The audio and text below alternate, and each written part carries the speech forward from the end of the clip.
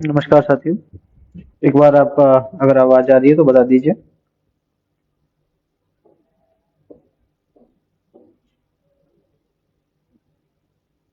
Link को share कर दीजिए जिससे कि सभी लोग जुड़ सकें। रामपूजन भैया नमस्कार। शेयर कर दीजिए एक बार। और आप बताइए आवाज आ रही है तो।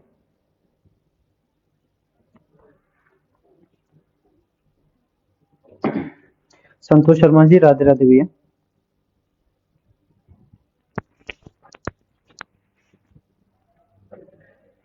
जी नमस्कार पवन भाई। शेयर करते रहेंगे एक बार, जैसे लोग जुड़ते हैं शुरू करते हैं। ज्यादा टाइम नहीं लेंगे। ओके। ठीक है संतोष भाई।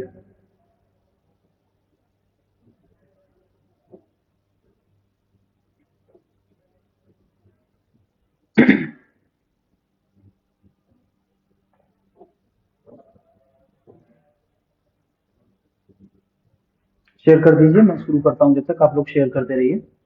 पहले तो सभी साथियों को नमस्कार। और देखिए, सभी लोग समझते हैं हम लोगों के लिए कितनी इम्पोर्टेंट डेट बनी हुई है अभी 14 तारीख को, 14 नवंबर को। और हम लोग काफी करीब और काफी क्लोज इस केस में हम लोग पहुंच चुके हैं। और कल का आपने देखा ही होगा, जो सुप्रीम कोर्ट से आंसर की पिटीशन को डिसमिस किया गया है। जो मैं आपको एक बार बता देता हूँ कि किसी साथी के मन में ये हो कि जो आंसर की पिटीशन थी उसको कोई अभ्यर्थी लेकर नहीं गया था सुप्रीम कोर्ट। जो डिवीजन बेंच का ऑर्डर था, जिसमें ये कहा गया था, डिवीजन बेंच ने सरकार को बोला था कि जो भी लोग नौकरी कर रहे हैं, क्योंकि भर्ती पूरी हो चुकी है, और जो भी लोग नौकरी कर रहे हैं उनको बिना डिस्टर्ब किए हुए एक नंबर पाकर जो लोग नौकरी में आ रहे हैं उनको एक नंबर देकर समायोजित कर दिया जाए, मतलब नौकरी दे दी जाए। मतलब 69,000 का जो विज्ञापन है उसके बियॉन्ड भर्ती करने के लिए उन्होंने आदेश दे दिया था। क्योंकि सुप्रीम कोर्ट का ऑर्डर है, जिसकी वजह से हम लोगों को भी रोक के रखा हुआ था अभी तक।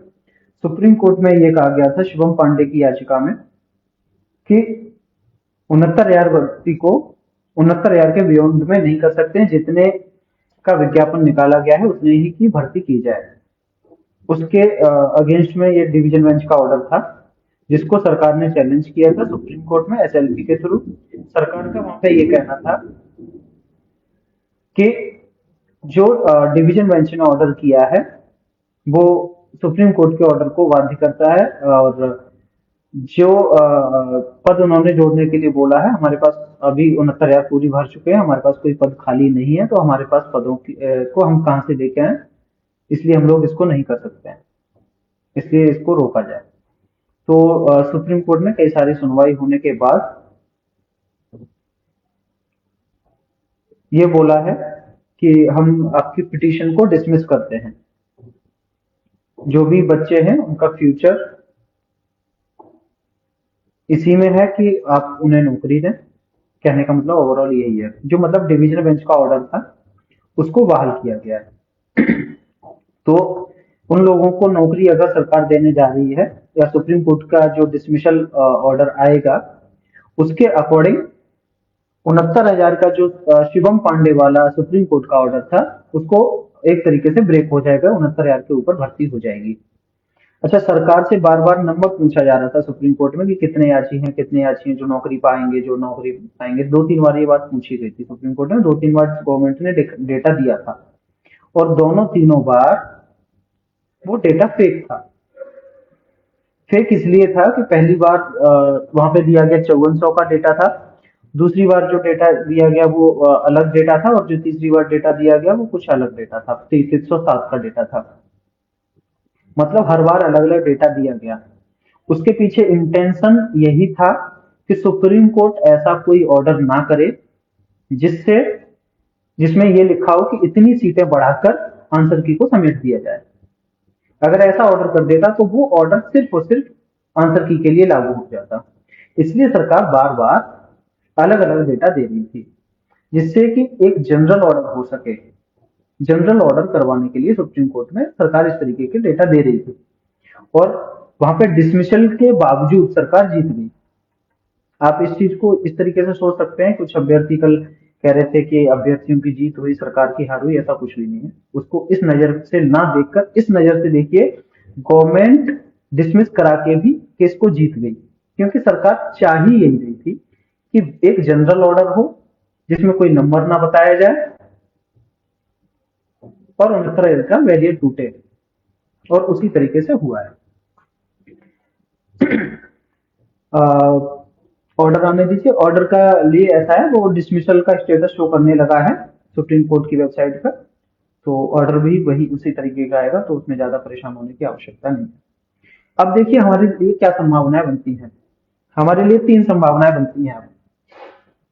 पहली संभावना यह है, प्रथम और मोस्ट इंपोर्टेंट संभावना, कि जो सुप्रीम कोर्ट का डिसमिसल का ऑर्डर है और डिवीजन बेंच का जो ऑर्डर है पद बढ़ाने वाला, और सुप्रीम कोर्ट का डिसमिसल जो ऑर्डर है, उसको लेकर या तो सिंगल बेंच में जूझ लिया जाए। लेकिन वहां पे एक प्रॉब्लम आएगी जनरल के पिटिशंस की।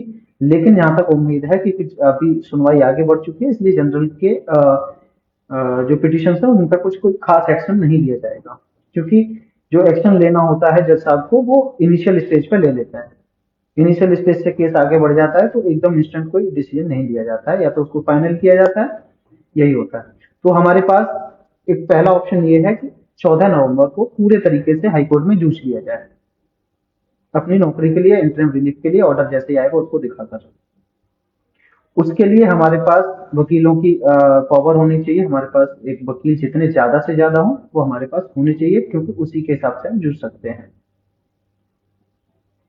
क्योंकि अभी हमें एक वकील की वहां पे जरूरत नहीं है, एक से ज्यादा वकीलों की जरूरत है।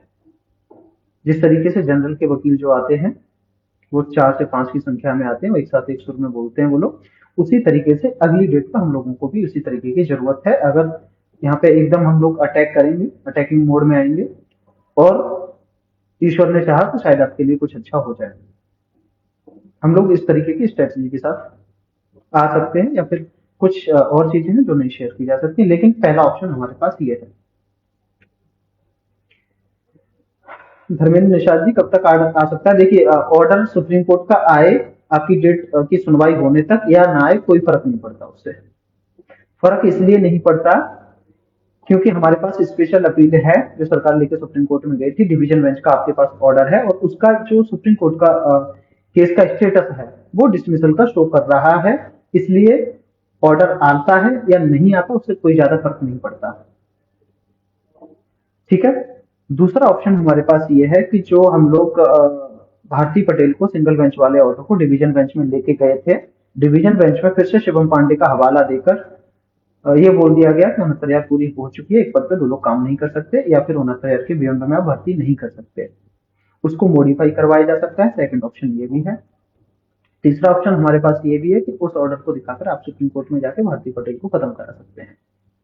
तो हम बाकी सभी ऑप्शंस पर ना जाकर, क्योंकि हमारे सामने सबसे पहला और प्रथम लक्ष्य और उद्देश्य यही है कि हम अपने लिए कोई राहत की बात करें, और हम लोग नौकरी लें। पहले नौकरी लेकर फिर आगे की चीजों को देखा जाएगा।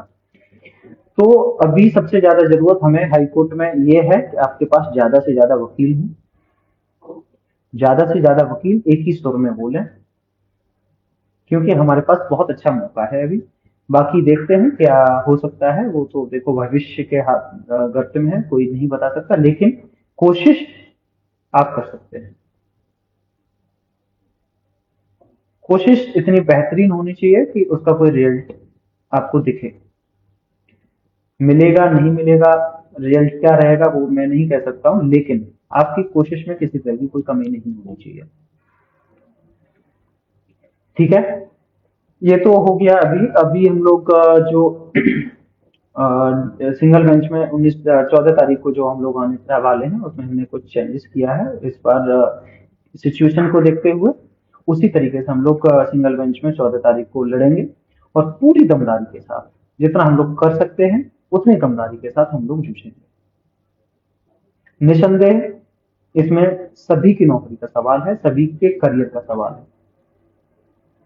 तो किसी के भी, हम लोगों के 6800 के करियर के साथ किसी तरह का कोई भी डिले ना हो, किसी तरह की कोई भी मतलब चीजों से बचने के लिए हम लोग एक थोड़ा नए फॉर्मेट में हम लोग इस बार हाई कोर्ट में आएंगे, जिससे कि हम लोग जल्दी से जल्दी नौकरी पा सकें।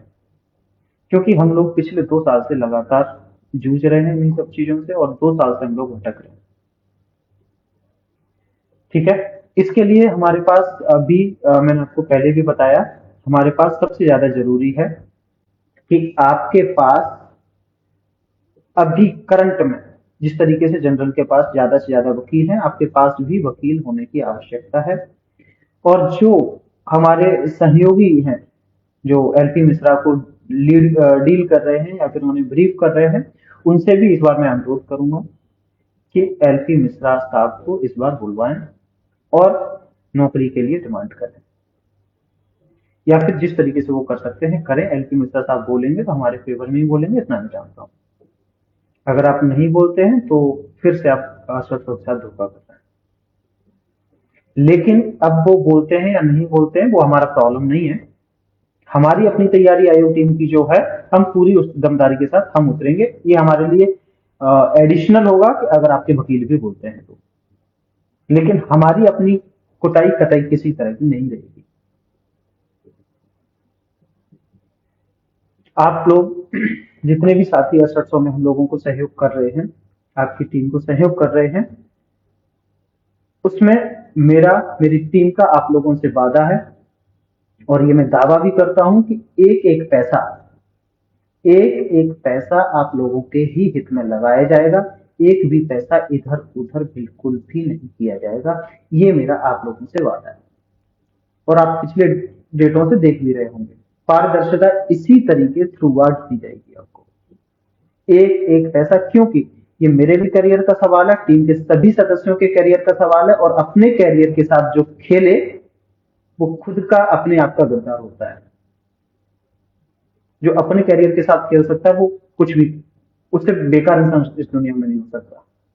इस बात को सभी लोग समझते हैं। तो इसमें सबका करियर है, मेरा भी करियर, आप सबका करियर है, और अपने करियर के साथ जितना हम लोग जी जान से जूझ सकते हैं, जितना पारदर्शिता के साथ आ सकते हैं, वो हम लोग सब चीज हथकंडे अपनाएंगे। आप पिछले कुछ टाइम से देख ही रहे होंगे कि किस तरीके से हम लोग कर रहे हैं हाईकोर्ट में, और बेटर रिजल्ट भी आपके सामने आ रहे हैं। लेकिन वो शर्तें, जो बेटर रिजल्ट तभी माने जाते हैं कि जब आप उसको नौकरी में कन्वर्ट कर देते हैं। तब तक आपके रिजल्ट या फिर आपकी मेहनत पे का कोई असर नहीं होता। लेकिन वो नौकरी में कन्वर्ट हो जाता है तो आपकी मेहनत को मेहनत माना जाता है, अदरवाइज नहीं माना जाता है। तो हम लोगों की कोशिश यही है कि जो हम लोग पिछले 2 साल से मेहनत करते आए हैं, अब उसको नौकरी में कन्वर्ट किया जा सके। कोशिश तो पहले से भी करते आए हैं, लेकिन अभी तक नहीं मिल पाई है हम लोगों को। तो धैर्य के साथ हम लोग आगे बढ़ रहे हैं, और कोशिश यही है कि हम लोग जल्दी से जल्दी नौकरी पाएं। जो भी आप लोगों का पैसा आ रहा है, ये पैसा अभी पर्याप्त नहीं है। जिस हिसाब से पैसा आया अभी तक हमारे पास, वो पैसा पर्याप्त नहीं है। जिस प्लानिंग के साथ हम लोग बढ़ रहे हैं, हम लोगों की कोशिश ये है कि हम लोग संदीप दीक्षित को तो रखेंगे ही रखें स्क्वाड में। उसके अलावा अगर पैसा हमारे पास पर्याप्त आता है, एक सीनियर को और ऐड किया जाए, क्योंकि हमारे सामने सीनियरों की फौज खड़ी हुई है। तो हमारी प्लानिंग कुछ इस तरीके से है। तो आप लोग जितना ज्यादा से ज्यादा पैसा देंगे, आपके ही हित में लगाया जाएगा। एक भी पैसा बेईमानी के रूप में या किसी तरीके से कहीं पे भी यूज नहीं किया जाएगा।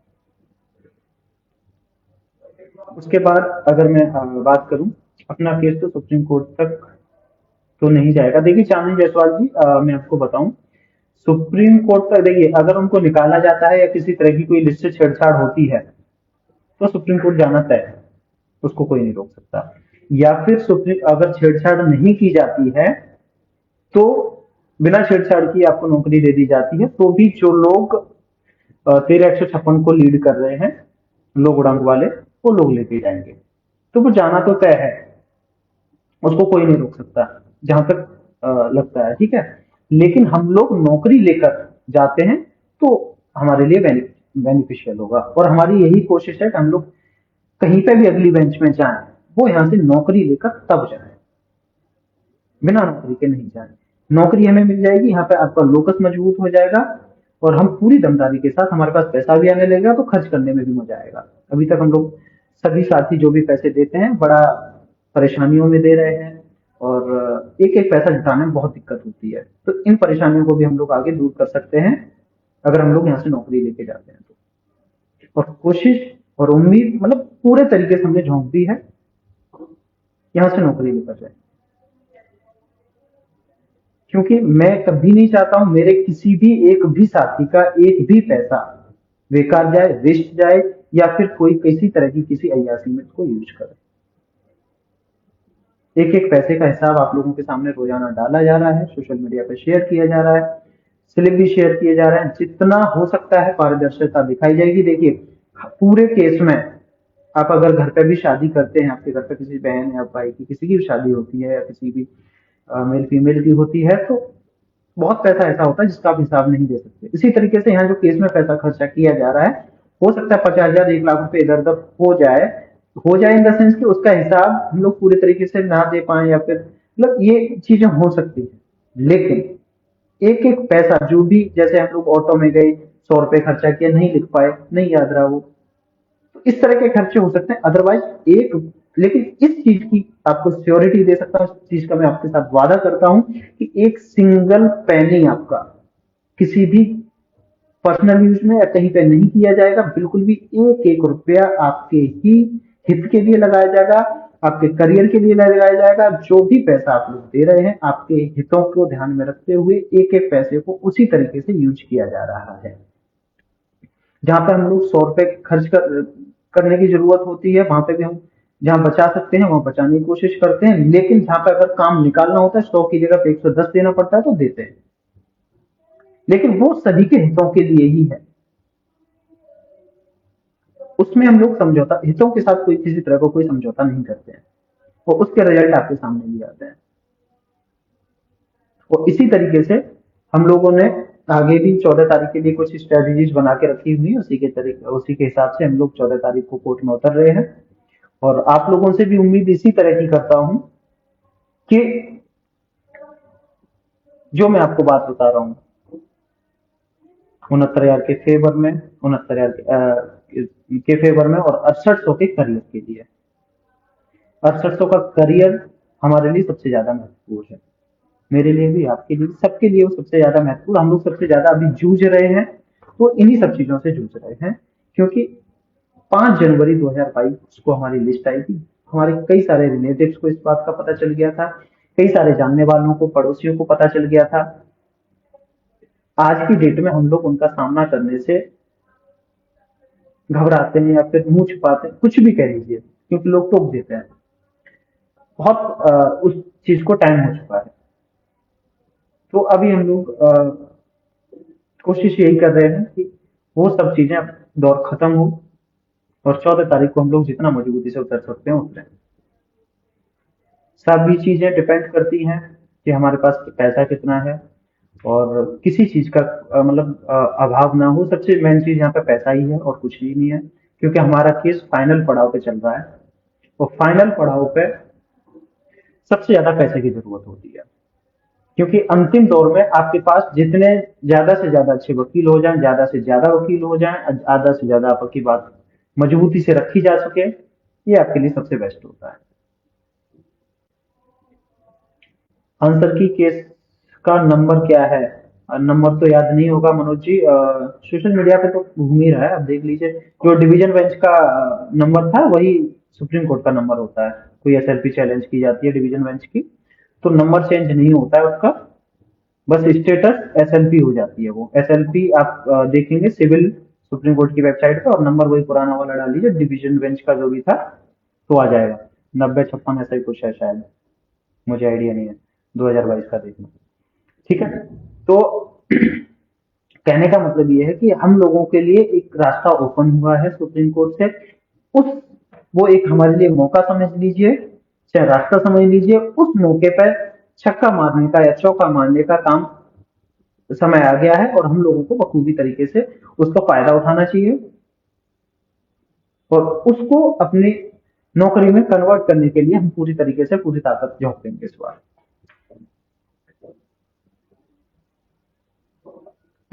आप सभी लोग लिखते भी रहिए जो भी आपके क्वेश्चंस हैं, मैं आपके रिप्लाई भी कर दूंगा। और ज्ञान प्रकाश जी लिख रहा है आंसर की से 6800 और तो कोई इफेक्ट नहीं पड़ेगा क्या? देखिए 6800 एक अलग मैटर है, आंसर की एक अलग मैटर है। आंसर की काफी टाइम से चल रहा है और 6800 2022 के बाद आया, लेकिन रिजर्वेशन मैटर भी काफी टाइम से चल रहा है। तो आंसर की पे अगर किसी को बेनिफिट मिल रहा है वो 6800 पे इफेक्ट नहीं पड़ेगा करेगा, 6800 पर अगर किसी को बेनिफिट मिल रहा है तो आंसर की को इफेक्ट नहीं करेगा। तो ये आपके 6800 पे किसी तरह का कोई इफेक्ट नहीं डालेगा।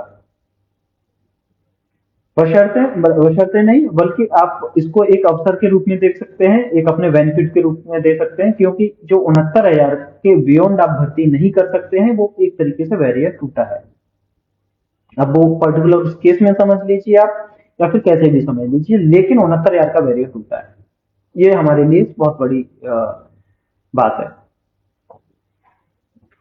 ठीक है, उसके बाद हम लोग बात करते हैं। देखिए कोई कैसे लड़ रहा है कैसे नहीं लड़ रहा है उन सब चीजों पे, और ये आरोप प्रत्यारोप के दौर खत्म मेरे हिसाब से तो खत्म ही हो गए। और मैं सच बताऊं तो मैं ना किसी का कभी कोई लाइव सुनता हूँ, न बहुत ही रेयर होता है, छोटी सी अगर कोई पोस्ट होती है तो देख लेता हूँ, अदरवाइज शायद मैं वो भी नहीं देख पाता हूँ किसी का।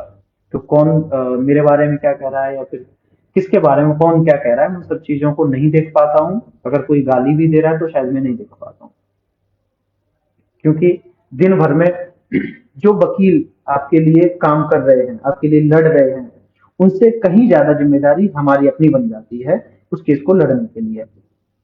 एक एक ऑर्डर 300 400 पेज का होता है जिसको हम लोग पढ़ते हैं, उसमें क्या हम लोग यूज कर सकते हैं अपने केस में, उसको ढूंढ के निकालते हैं हमारे फेवर में क्या ऑर्डर्स हैं, उनको पढ़ रहे होते हैं। 30 30 40 40 ऑर्डर है हमारे लिए, उसमें से क्या बेनिफिट निकल सकता है, पूरा दिन इन्हीं सब चीजों में निकल जाता है। तो इतना ज्यादा टाइम नहीं होता है, अगर किसी का कॉल आ गया तो वो अटेंड कर लिया। लेकिन कौन किसको गाली दे रहा है कौन किसके बारे में क्या कह रहा है इन सब चीजों पे ज्यादा ध्यान नहीं दे पाते हैं लोग। ठीक है, तो इसलिए जो भी साथी अगर इस तरह का कुछ भी कर रहे हो या अभी भी कर रहे हो, मुझे नहीं पता है शायद चल रहा है कि नहीं चल रहा है, मैं ध्यान नहीं देता हूँ, लेकिन अगर ऐसा कोई भी कर रहा है तो ये सब स्टॉप हो जाना चाहिए, किसी को नहीं करना चाहिए, क्योंकि अभी हमारी लड़ाई अंतिम पड़ाव पे चल रही है। आप ये सोच के चलिए कि दूसरा पक्ष अगर नहीं बोल रहा है तो वो आपके साथ कभी खड़ा ही नहीं है। आप ये समझ के चलिए कि वो आप ही अकेले हो जो लड़ रहे हो मैदान में, बाकी सब लोग सो चुके हैं मर चुके हैं, वॉट एवर आर दे।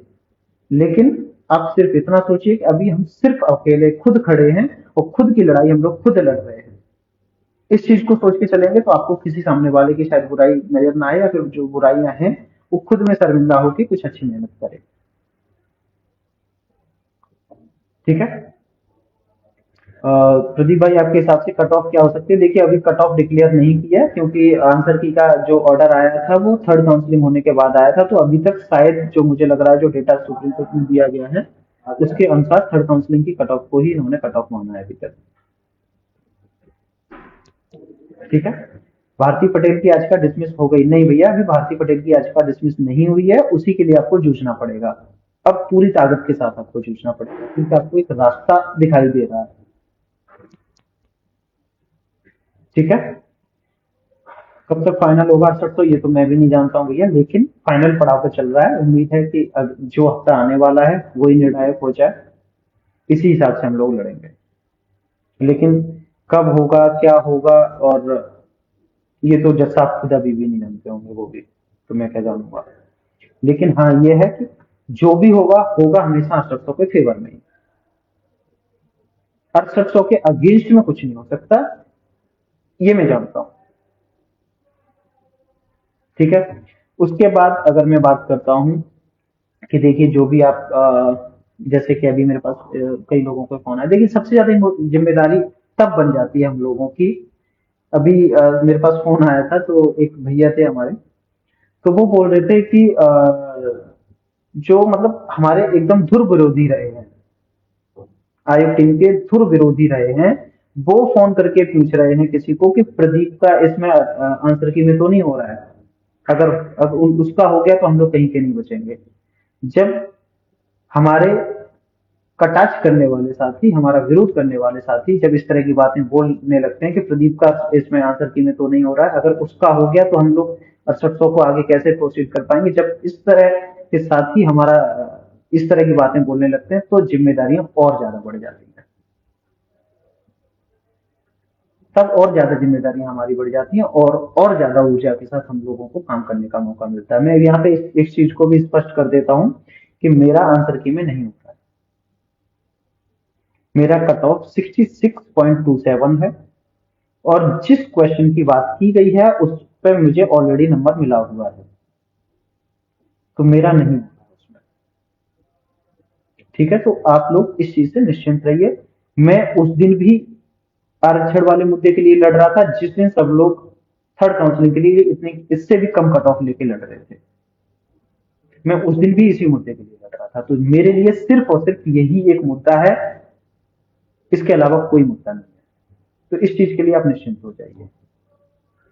शुरुआत भी इसी मुद्दे से की थी और एंड भी इसी मुद्दे का ही करेंगे। आंसर की क्या है, इसके अलावा थर्ड काउंसलिंग क्या थी, इन सब में हम कभी ना फंसे हैं ना कभी फंसेंगे। तो आप लोग एक तरीके से निश्चिंत रहिए। हमारी टीम के जितने भी सदस्य हैं वो पूरे तरीके से इसी केस के लिए प्रतिबद्ध हैं, दृढ़ संकल्पित हैं, और इसी केस को लेकर हम लोग आगे बढ़ रहे हैं। तो इन सब चीजों पे आप टाइम अपना वेस्ट ना कीजिए।